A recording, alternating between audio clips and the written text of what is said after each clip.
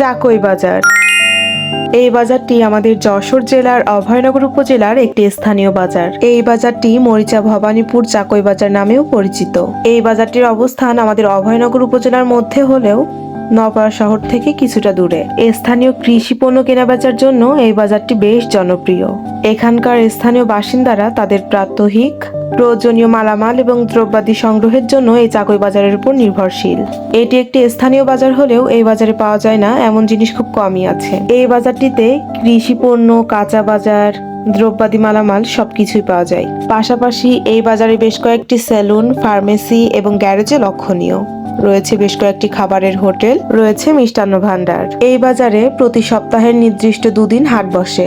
অন্যান্য দিনগুলোর তুলনায় হাটের দিনে এই বাজারে লোকজনের থাকে উপচে পড়া ভিড়। উক্ত এলাকার স্থানীয় মানুষ সহ দূর দূরান্ত থেকে অনেক মানুষই আসে চাকই বাজারে তাদের নিত্য প্রয়োজনীয় হাট বাজার করতে।